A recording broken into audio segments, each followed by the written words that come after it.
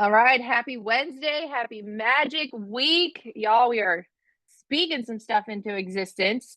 And I'm super, super pumped to get on here with you guys. Um, I'm gonna share, I'm gonna share something with you, and I'm gonna preface this um with I am just naturally an athletic person. I played sports my entire life. I hate working out. I never like had to like work out because we were always like training or we were doing, like I was just always in shape. So like showing up to like by myself to work out is just not something I enjoy. Um and running was never one of my favorite things. Like I could run a full basketball game, sweat my butt off, not be able to breathe. And that's totally fine. I don't care. But if you just like want me to run, I would always be like, unless somebody's chasing me, I'm probably not just gonna do that. Like it just sounds terrible. So people like Brittany Ralph or John, like people that run, I'm like, gosh, I just wish I had that love for it, but I just don't naturally. So I have found that I should probably find a women's basketball league. So I'm trying to get that together at church. Just as like a mental clarity outlet thing. And if working out's not your thing, just kind of like take this whole thing I'm about to talk to you about and apply it to whatever your outlet is. Okay. If it's, reading, whatever. And so a couple years ago, before I had Henry, right after I had Emmett, I was in really good shape. Like I was working out, I was training for like 5Ks. Like I felt really good. And I knew it was good for my mental sanity because I could process a lot of things. And then life happened. I stopped doing it. Winter came. I don't like the cold. And I was like, well, I'm not running out in the garage. Like that's where our gym was. I'm not running because I'm not doing that. So then I moved it into the basement and thought I'll do it more. And I did. And then I didn't. Anyway, so now and also it matters who your friends are because now I have a bunch of friends that like to run for some terrible reason. I befriended these people and they're like, oh, we're going to do this race and we're going to do that race. And I'm like, all right, I'm here for like the socialness of this. This is fun, right? So we signed up for this is our third year doing the Philly 5K, but I actually didn't run it the last 2 years because it was raining. And I was like, I had a newborn and then I had my kid. I'm like, I'm not taking them in the rain. I'm just going to stay home. So this year, leading up to this, I have a herniated disc in my back I've had for years and years and years. And then that was like bothering my hip. And I was like, I don't even know if I can, like, I don't even know how this is going to go. Like, I don't know if I can run the whole thing.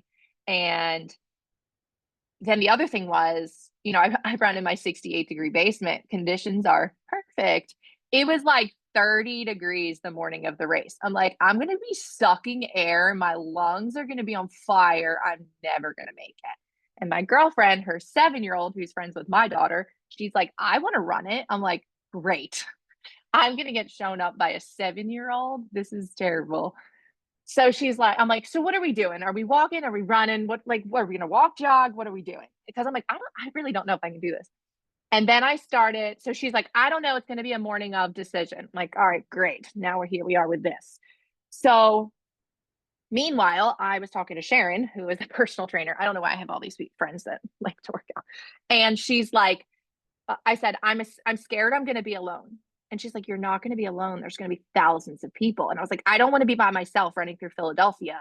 She's like, you're not going to be by yourself. I'm telling you. So that was a fear that I had. Well, maybe I'll just walk with like my mom and her friend because then I'm not by myself. So I had all these fears starting to creep in. I don't want to be alone, which later I will do the unpacking of all of this. So my girlfriend says, well, Ellie can run. She can run a whole mile. Like, I'm not worried about the mile. I don't know how much farther she's going to run, but we're in it for a mile. I'm like, all right, cool. I'll just stay with you guys. We'll do whatever. I'm like, this is my out almost. I'm not going to be alone. I don't necessarily have to run the whole thing, but it's going to be a good time. Race day comes. We show up Saturday. I feel pretty good. I had gone to physical therapy a couple times, got my back all situated. I was like, all right, well, we're just going to do it. So we start running, right? And it's fun. We're having fun. Ellie's doing great. I'm cheering Ellie on. I'm not really even thinking about what I'm doing because I'm just like, come on, Ellie, let's go. She's doing great. So we hit the mile mark and we're celebrating Ellie. She ran the mile, you know, like way to hang tough. Now her mom can run this sucker in like 22 minutes. Okay. 5K in 22 minutes. Like this is nothing for her mom. So I'm like, well, okay. So we're around like, yay, Ellie, we did it 1 mile. So I hit 1 mile and Ellie's kind of like taking a breath and kind of like takes some walking strides. And I'm like, I feel pretty good. I feel pretty good. Surrounded by people, mind you. I'm like, I'm just going to keep running. I don't know if I can run this whole thing, but if I can't, they're going to catch up with me anyway because Ellie would get these 7-year-old bursts of energy and just like take off. And I'm like, Stephanie obviously can catch me. So I'm like, I'm just going to keep going. That was in a mile. I'm running. Music in my ear. 1.5 miles. Now, I don't know if you guys are like this. I'm OCD. My bun, obviously the guys don't get this, but they'll have some type of thing. My bun starts bopping on my head. Like, you guys know what I'm talking about, right? Emily Allen knows. She works out. And I'm like, I am OCD.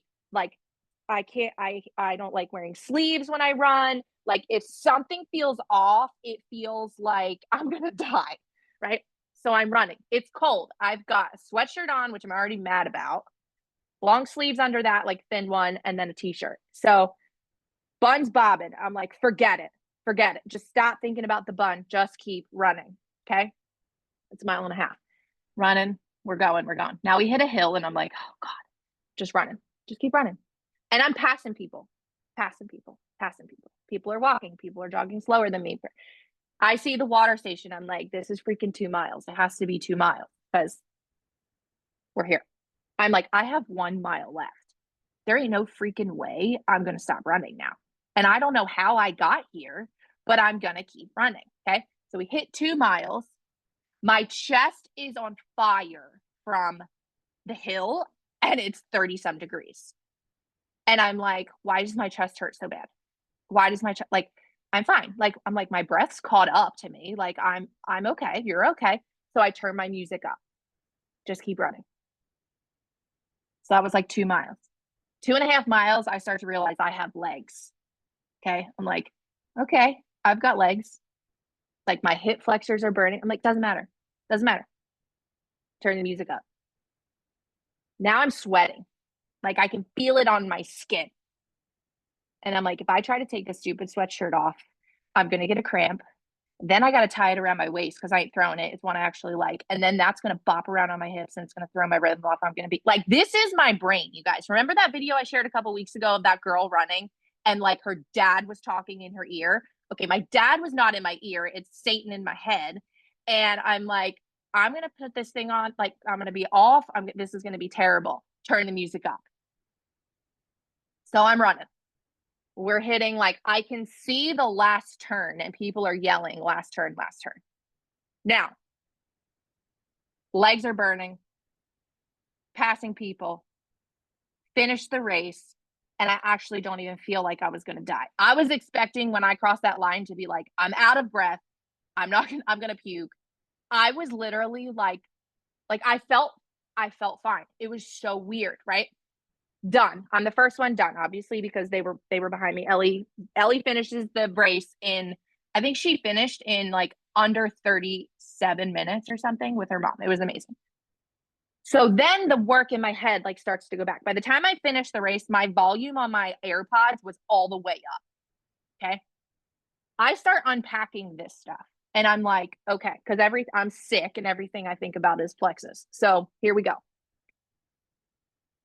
I started running. I didn't know if I was going to be able to do it. I didn't know. Is my hip going to bother me? Is the cold going to bother me? Am I afraid I'm going to be alone? Like, what happens? I just started running. I was afraid I was going to be alone because this was the thought process. My fear was I was going to be alone. And my subconscious said, like, with people that I don't like, with people that I don't know. Like I'm going to be, so my subconscious was saying I'm going to be in Philadelphia by myself. If something happens, I'm alone. No one around me that I know, right? Reality was like I was never going to be alone. There was 4,700 people running this. Like I was always going to have someone by me. So it was like, what was the actual fear? I thought I was going to be like running under the highway by myself in the hood and I was alone. That's not even realistic. I had a fear that wasn't even real. But my subconscious was like, you're going to be by yourself. You're good. What happens if something happens in the city? You're alone, right? I figured out that that lie was like literally causing me anxiety all week, and it wasn't even going to be a real thing. Okay. So then I start getting the distractions, right? My ponytail's bobbing, I'm sweating, my legs hurt, my lungs hurt. And I was just like, forget it, like ignore it. Turn the music up, turn the music up, turn the music up, shut the voice up in your head, turn it up. And I just kept running and I just kept running. I now think back, and this is super unsafe, but great analogy. I was so unaware of my surroundings. I had no idea what was going on around me. Like, I just kept looking at the feet in front of me and the road in front of me. I had no idea what was happening over here. The only thing I can tell you is there was like a high school band because it was loud playing over here at one point. There was some retired Phillies giving high fives over here. I could not probably take you there right now and show you what we ran. I don't know because it didn't matter. All I saw was the road that was in front of me. I was just like, pass another person, pass another person, pass another person, pass another person. I super unsafe. I'm like, somebody could have been standing with something they're not supposed to have on the side of the street in the middle of this race, and I wouldn't have even like no idea. Because that was not what I was just focused on moving. Yes, laser focused.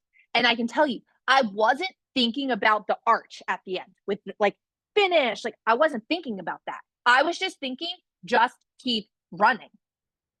Like you'll know when to stop. I didn't have to think about the finish line. I was gonna know when to stop. And then I thought back to there was people passing me. And I was like, I'm like, why are you passing me? I'm passing people. Why are you passing me? And then I thought, you know what? I haven't stopped running.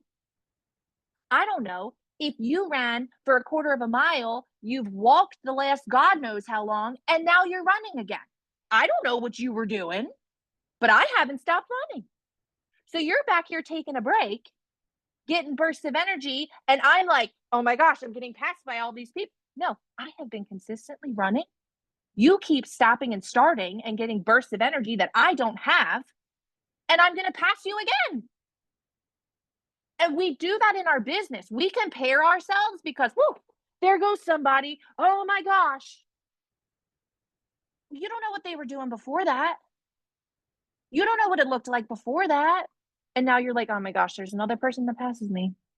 I passed this one girl. She was definitely a runner, but I passed her probably 3 times because she must have had people that were like friends of hers that weren't runners, and she would like run and then she would like stop and wait for them and like run next to them and then go find somebody else and run with them. Like, so I must have passed her like I don't even know how many times, but like I figured out what she was doing. But there was other people I'm like, why are you passing me? And then I'm like, I just passed you again. So like we're judging people on how fast they're going. They're better than me. They have more points than me. They ranked up faster than me. Like, you don't know what they were doing. You don't know if this is their burst of energy. You don't know if they're going to quit once they get ahead of you. Now they stop. Now you pass them again. You've already beat yourself up about how wonderful they are and how terrible you are. So, like, I was coming to all of these realizations of like, uh, how strong and powerful our mind is, which like I knew, but this just like gives me another level of like unlock. And I'm like, I have to keep running. Like I have to sign up for another 5K just to like keep processing all of these things. Because one, it was like I came home and told Eric, I was like, you have to do the next one with me. Like the feeling of just like I accomplished something. I started and I accomplished it. And like my goal, it was not my fastest one ever, and it was not even like amazing. But I'm like, I finished it and I never walked. And that was the goal. So it's like, what are you looking at? And I think we're seeing this a lot with like people ranking up fast and crazy things happening right now. It's like, you know what you want, you have the goal, you kind of understand how you got to get there, but you just got to start running. Just start running. And just the plan is just keep running. Just keep running. Your lungs are going to hurt. Your legs are going to hurt. You're going to have to shed a couple layers. Your bun might be bopping around. Like, turn the music up. Turn the music up. Turn the music up. Just shut up, brain. Shut up, brain. Right. And all I kept thinking was, did anybody see Alita? I think it was Lita posted that, like, the meme or the graphic that said, like, I don't remember the basically like if you're in a race and your legs start hurting, like you're only 40% out. It's a false warning. Did anybody else see that? Like the first time your brain says you're tired and you're done, it's false. Like that's a false warning. Like you're only 40% there or something like that. I gotta find it. So that's all I kept thinking. Like I'm only 40% into what I got. Like this is a false. Like I even said it to Ellie. She was like petering out like towards the mile, and I'm like, you're not actually tired. It's false. It's not true. Just keep running. It's not the first alarm is not the truth. Right? So it's just like every alarm that goes off, just turn the music up. Turn the music up. Turn the music up and just keep running. Your pace might slow down a little bit. Your pace might get faster. It might slow down a little bit again, but don't stop moving. And just look at where you're going. You're going to have to tune out a lot of distractions. What other people are doing, what other people are saying, what other people like. And you're like, are you sure you want to do this, Rachel? This gonna be real. This gonna be hard. Are you sure? Like, what if like what if people don't order? What if like I don't know. That's gonna happen. If it's not your head, some random person's gonna say it. Turn it up, turn the music up, just keep running. Look in front of you. Look at the street, look at the shoes. Who are you passing? So for me, it kind of like brought a lot of things to the surface to process. And a lot of that's because you're just like left with your own thoughts. What are we worried about? What are the distractions? What do we need to tune out? What do you need to tune out to get to where you need to go? Is it your voice? Is it someone else's voice? Is it people on your team? Is it sideline sisters or brothers? Like, what do you need to tune out? Stay focused. Is what you're doing right now moving you closer to your goal or farther from your goal? And just start running. And don't stop until like you're gonna know when to stop. No one's gonna have to tell Tasha, hey, you hit Emerald. Like you're gonna know. So just like you don't even have to check the back office. Just keep going. Like the computer could crash for 4 days. It's not gonna matter. I don't. You just follow. Like you know, I didn't know where the finish line was. I was just following the people in front of me. Like I don't know. They'll tell me when I'm done. Yeah, see, it's printed out. She don't even need a computer. She can literally throw that thing out the window for the next month. You don't need a back office to tell you. Just keep going. Don't stop. So I want to just challenge you guys with that today.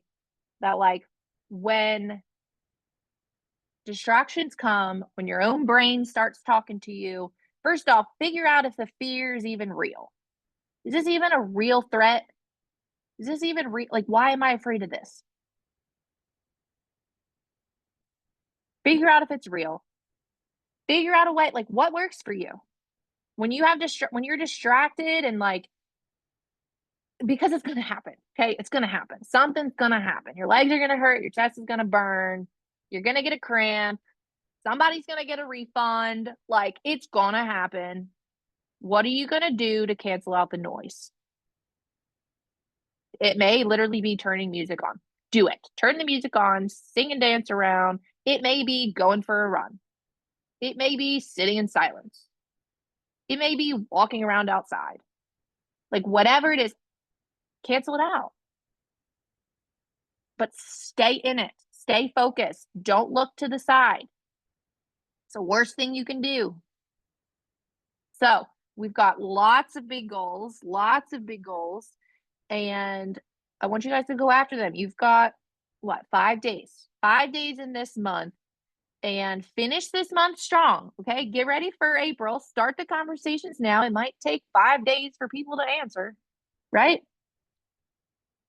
Exactly. Yes. Fight through the aches and the pain. See the finish line and push through. There's no bigger regret than bowing out when you're 90% of the way there. Absolutely. Absolutely. And you guys, and I can tell you, like, when we were coming up to the finish line, there was this, like, she had to be a teenager. And like, I was literally, my eyes were like welling up with tears just because I was like, I cannot believe I just did this. Like, I was fully prepared to be like, yeah, walk in and it's totally fine. I mean, it's not that big of a deal. Right. And I could feel my eyes burning. Like, you just freaking did this. And there was a young girl next to me. She had headphones on, so I don't think she realized how loud she was talking. Um, and she said a few inappropriate words, but it was fine. And like, I found myself smiling for her because she was like, no way, no way. Like, she couldn't believe that it was right there. And I was like, it's like running along, but like when it's there, just keep going. It's right there. So many of you are so close to that goal. Don't stop. Don't look to the side. Just keep looking forward and run after it with tenacity. So, 2 minutes to spare. Love you guys. Let's rock the rest of this month and next month.